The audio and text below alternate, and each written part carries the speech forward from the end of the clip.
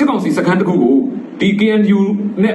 ပူပေါင်းတပ်ဖွဲ့ PDF ပူပေါင်းတပ်ဖွဲ့တွေဝင်ရောက်တိုက်ခိုက်တိမ့်ပိုက်လို့စစ်ကောင်စီတပ်သားတွေကထိုင်းထဲကိုခွေးပြေးဝက်ပြေးဝင်ပြေးတယ်။ဒါကိုထိုင်းစစ်တပ်ကလက်ခံပြီးတော့လူသားချင်းစာနာပါတယ်ဆိုပြီးတော့လက်ခံထားတယ်။ဒီနေရာမှာကျွန်တော်တခုစိတ်ပြတ်ဖို့ကောင်းစရာမေးချင်တာကလက်ရှိလက်နက်ကင်ထားလို့ပြည်သူကိုအနိုင်ကျင့်နေတဲ့ကောင်တွေပြည်သူကပြန်ချလို့မနိုင်လို့ထွက်ပြေးတဲ့ကောင်တွေကိုလူသားချင်းစာနာမှုနဲ့ထိုင်းကလက်ခံထားတယ်ဆိုရင်လက်ရှိကျွန်တော်တို့အဲ့ဒီလက်နက်ကင်ထားတဲ့စစ်တပ်ကလိုက်ပြီးတော့ပေါ်တာဆွဲတက်ဖြတ်ဒုက္ခပေးလို့ဒီထဲကိုထွက်ပြေးလာရတဲ့ပိုးဝင်လာရတဲ့ပြည်သူကိုကြတော့ဖမ်းဆီးပြီးတော့အဲ့ဒီစစ်ကောင်စီလက်ထဲကိုပြန်ပို့တဲ့လောက်ရကြတော့လူသားချင်းစာနာမှုမရှိတော့ဘူးလားဆိုတော့ထိုင်းဆိုရအနေနဲ့ဒါကိုယ့်ဘက်ကလူတွေနေမေးခွန်းထုတ်တယ်ဒါမဖြစ်တဲ့ကိစ္စကြီးပြတကယ်ပဲနော်ဒီသတင်းကျွန်တော်ရင်ဖတ်ကြပါမယ်ထိုင်းမြန်မာနယ်စပ်ကရင်မျိုးသားလွတ်မြောက်ရေးတပ်မတော် KNL တပ်မဟာ9နယ်မြေပိုင်ကြုံမြို့နယ်အတွင်းရှိပူလူတူတပ်စခန်းအား KNL ပူပေါင်းတပ်ဖွဲ့များကယနေ့အပြည့်သက်သိမ်းပိုက်နိုင်တဲ့အကြောင်းစစ်ရေးသတင်းမြစ်တို့ကပြောတယ်ထိုစခန်းအားဖေဖော်ဝါရီနောက်ဆုံးပတ်တွင်စတင်ထိုးစစ်ဆင်ခဲ့ရမှာယနေ့အပြည့်သက်သိမ်းပိုက်နိုင်ခဲ့ခြင်းဖြစ်ပြီးစစ်ကောင်စီတပ်ဖွဲ့ဝင်တချို့ထိုင်းနိုင်ငံဘက်သို့ထွက်ပြေးသွားကြောင်းထိုင်းသတင်းများတွင်ဖော်ပြတယ်စခန်းတိုင်းတိုက်ပွဲအခြေအနေနဲ့ပတ်သက်ပြီးကရင်မျိုးသားအစည်းအရုံး KNU တာဝန်ရှိသူများထံ ARD ကဆက်သွယ်မေးမြန်းထားတော့လည်းတောက်ပြန်ဖြေကြားခြင်းမရှိသေးပေ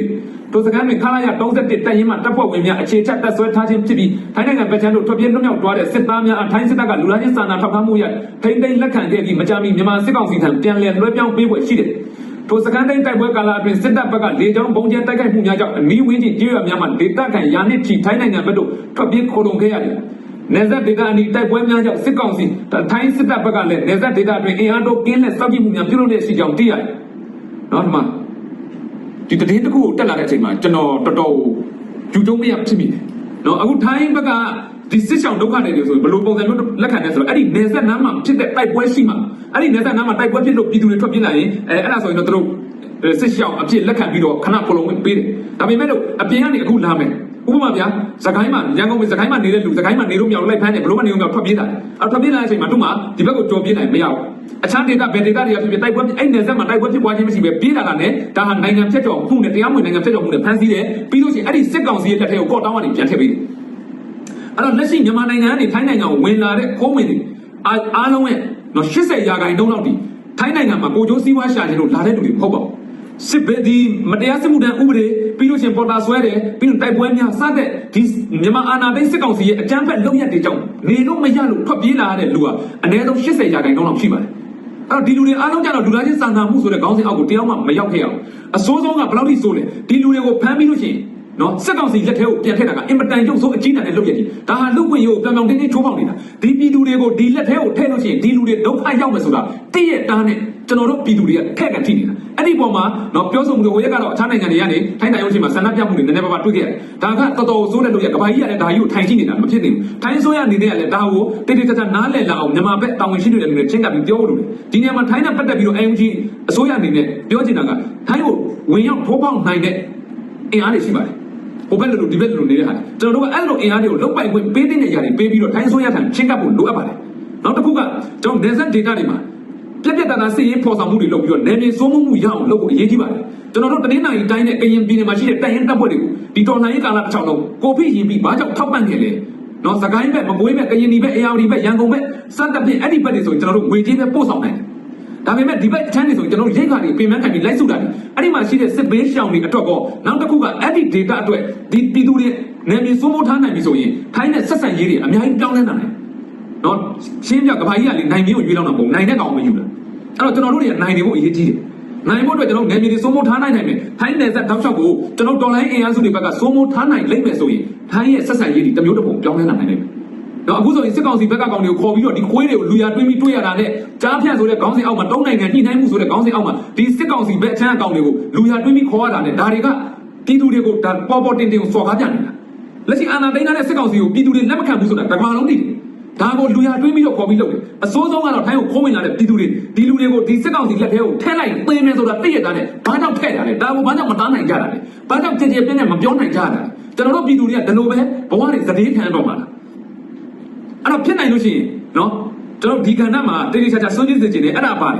ထိုင်းကိုခိုးဝင်လာတဲ့လူတွေမှန်တယ်သူများနိုင်ငံကိုတရားမဝင်နယ်စပ်ချက်တော်မှုတွေသူများနိုင်ငံဥပဒေကိုဒါချိုးဖောက်တာဖြစ်တဲ့အတွက်ဖမ်းဆီးပါအရေးယူပါအပြစ်ပေးပါပြီးတော့ပြန်ပို့မယ်ဆိုလို့ရှိရင်ဘုရင်ကပြောလို့ဒီလူကဘယ်ကိုတွားချင်လဲတော့ခွဲခြားမှုတွေပေးပါနော်စစ်ကောင်စီလက်ထဲကိုတွားချင်တာတော်လိုင်းအင်အားစုတွေလက်ထဲကိုတွားချင်တာတော်လိုင်းအင်အားစုတွေလက်ထဲကနေကျွန်တော်လွတ်ပေးပါဆိုရတယ်ဒီတော်လိုင်းအင်အားစုတွေဘက်ကနေလက်ခံပေးဖို့အစင်းနေပဲကျွန်တော်တို့တွေလက်ခံပေးနိုင်တယ်ဘာဖြစ်လို့လဲဒါဒီဟာတွေကပေါ့တဲ့မို့အတက်တွေပြလူတွေအတက်တွေ အစားထိုးစရာဘာမှမရှိဘူးအခုကောက်တောင်းကနေတွားပြီးပို့လိုက်တယ်အဲ့တော့စစ်ကောင်စီတွေဒီလူတွေအားလုံးလက်ခံပြီးလို့ရှိရင်ဒီမှာလူငယ်လူရွယ်တွေရှိတယ်ပြီးလို့ရှိရင်သူတို့လက်အောက်မှာတာဝန်မထမ်းဆောင်နိုင်လို့စီဒီအန်လုပ်ပြီးတော့နော်စီဒီအန်ဆိုတာကတကယ်တော့အင်မတန်ငြိမ်းချမ်းတဲ့အာဏာဖီဆန်မှုပဲလက်ရှိ PDF တွေလက်နက်ကင်တိုက်နေတယ်ဒါဟာတိုက်ပွဲတိုက်တာတွေးမြင်ကြတဲ့အာဏာဖီဆန်မှုနော်အတက်အိုးရင်စီးစဉ်ဖြစ်စီရမယ်အာဏာဖီဆန်မှုအစိုးဆုံးအာဏာဖီဆန်မှုပေါ့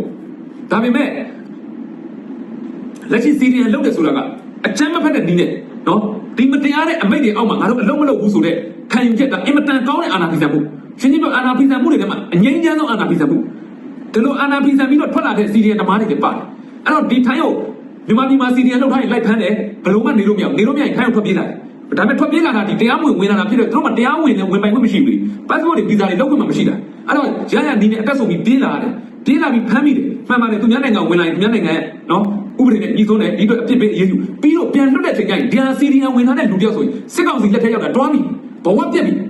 အဲ့တော့ဒါကိုလည်းအားလုံးတည့်ရတဲ့ဒီစစ်ကောင်စီလက်ထက်ကိုပြန်ထည့်ပေးနေတာကရင်နာဖို့တရားကောင်းတယ်နောက်တစ်ခုကလူငယ်လူရွယ်တွေလက်ရှိစစ်ကောင်စီဒီအရွယ်ရောက်ပြီးသားလူမပြောနဲ့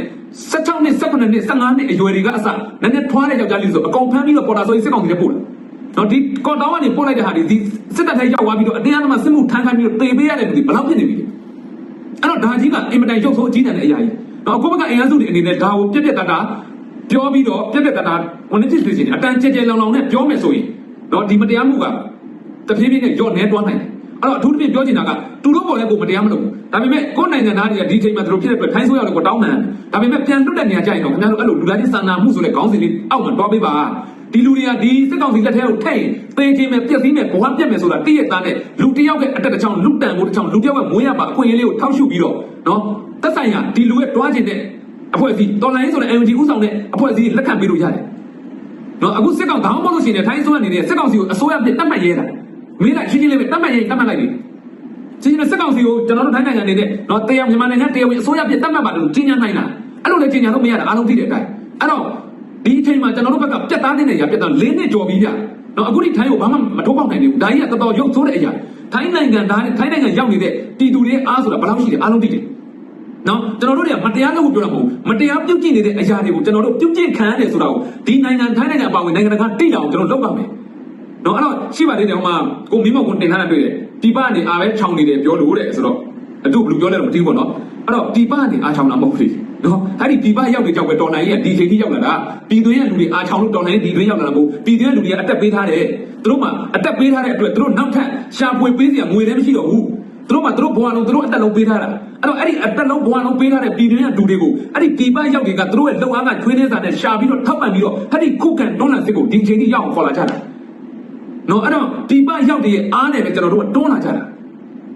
ာဒါကြောင့်မလို့ဒီပရောက်တွေကိုပြစ်ပယ်ထားလို့တော့မရဘူးနော်အခုလက်ရှိထိုင်းမှာဆိုအစိုးဆုံးပဲအနည်းဆုံးနိုင်ငံဖြစ်တဲ့ဝင်ရတာအလွယ်ဆုံးနိုင်ငံဖြစ်တဲ့အတွက်နီးမျိုးစုံနဲ့ခိုးဝင်လာကြတယ်အဲ့ဒီထဲမှာမမိတဲ့လူတွေရှိသလိုမိတဲ့လူတွေဘဝတွေကလည်းခုနကပြောသလိုဒီစစ်ကောင်စီလက်ထက်ကိုအချိန်ချင်းတွဲကန်ထိတယ်တွားပြီအဲ့တော့ဒါကြီးကလူ့ခွင့်ရေးထုတော့ကကြည့်မယ်ဆိုလဲအစင်မပြေတဲ့ဟာအဲ့တော့လက်ရှိစစ်ကောင်စီတပ်သားတွေကိုဒါစစ်ကောင်စီတပ်သားတွေလည်းနော်ရှင်းရှင်းလေးပဲစစ်ကောင်စီတပ်သားတွေလည်းတွတ်သူခွေးပြေးဝက်ပြေးတာဘလို့ပဲပြေးတာသူများနိုင်ငံကိုမတရားဖျက်ဝင်လာတာပဲဒါဟာလည်းနယ်မြေဥပဒေမဲ့နော်နယ်စပ်ဖြတ်ကျော်မှုပဲဒီကောင်တွေကိုလည်းအရေးယူပြီးရှိတယ်ဘာမှလူသားချင်းစာနာမှုထားကြမလို့သူတို့မှတနတ်ရှိတယ်ဗျအခုခိုးဝင်လာတဲ့ပြည်သူတွေထဲမှာအဲ့တော့ချောင်းအောင်ရှိတာမဟုတ်ဘူးတကယ်လူသားချင်းစာနာမှုထားရမယ်ဆိုရင်ဘယ်သူ့ကိုထားရမှာလဲတော့ဒါတွေကတရားဝင်ပေါ်တင်မျက်နှာလိုက်နေတဲ့အရာကြီးဒါကိုကိုယ့်ဘက်ကအတာဝန်ရှိတဲ့လူတွေနဲ့ထွက်မပြောဘူးငြိမ်းနေမှာလားပို့ဆိုးလာမယ်တပြေးပြေးနဲ့ကျွန်တော်တို့ကသူတို့ကမတရားပြောတာမဟုတ်ဘူးနော်အမှန်ကိုတော့အမှန်ပြောနိုင်ရမယ်ရှင်းရှင်းလေးပဲကျွန်တော်တို့မှအင်အားမရှိဘူးမှန်တယ်ဒါပေမဲ့ပြည်သူအားလုံးရဲ့ပါဝင်မှုဒီဒါအင်အားတရက်ပဲ